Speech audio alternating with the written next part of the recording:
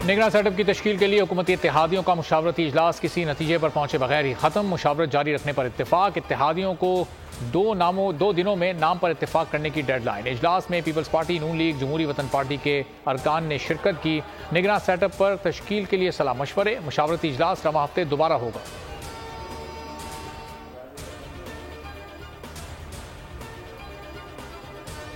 Army chief general Asim Munir से चीनी नायब वज़ीर आज़म की मुलाकात। ISPR के मुताबिक बाहमी दिलचस्पी के उमूर और दिफाई ताउन पर तबादला ख्याल किया गया। हर शोबे में ताउन को वुसअत देने के आज़म का इयादा किया गया। CPEC के 10 साला जश्न के मौके पर अहम मुआहिदों पर दस्तखत। CPEC में $25 अरब की सरमायाकारी हुई। ML1 और कराची सर्कुलर रेलवे प्रोजेक्ट मुआहिदों में शामिल बिजनेस टू बिजनेस, सरमायाकारी, ज़राअत और IT पर मुआहिदे। पुरवकार तकरीब में दोनों ममालिक के तरानों की धुनें बजाई गईं। स्कूल के बच्चों ने टैबलोस पेश किए। वफाकी वज़ीर हसन इकबाल ने कहा, CPEC के तहत तलबा को स्कॉलरशिप दी गई।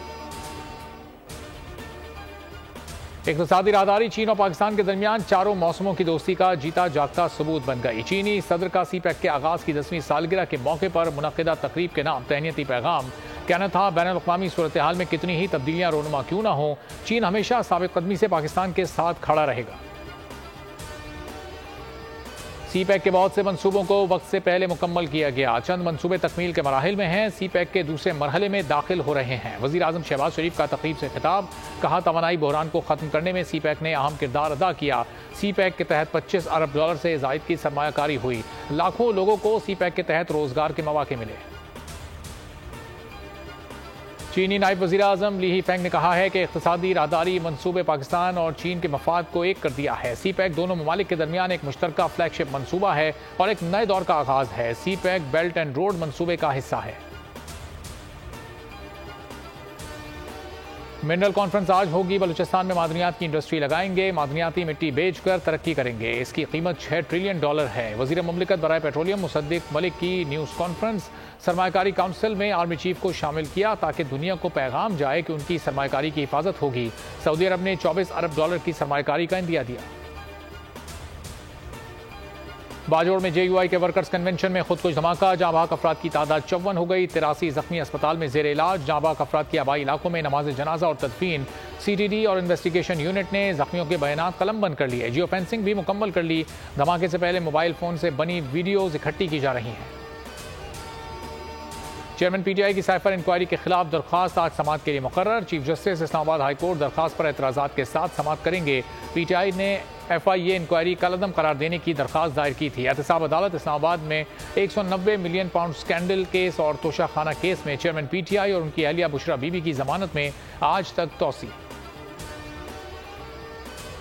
Asian hockey champions trophy Pakistani team आज भारत रवाना होगी। कौमी टीम का तरबियती कैंप खत्म हो गया। उमर भुट्टा की क़यादत में टीम आज वागा के रास्ते अमृतसर चेन्नई रवाना होगी। इवेंट 3 अगस्त से शुरू हो रहा है। कोरिया, जापान, चीन और मलेशिया की टीमें भी शरीक हैं।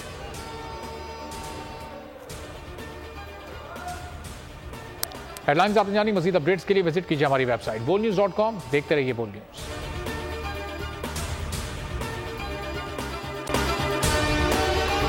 अगर आपको ये वीडियो पसंद आई है तो हमारे चैनल को सब्सक्राइब करें और बेल आइकॉन पर क्लिक करें। डिजिटल लोन स्कैम, आवाम को कर्जों के जाल में फंसाकर लूटने वाले भेड़िए बेनकाब। बोल की काविशें बाराबर साबित हो गईं। ऑनलाइन कर्ज माफिया के गिर्द घेरा तंग हो गया है।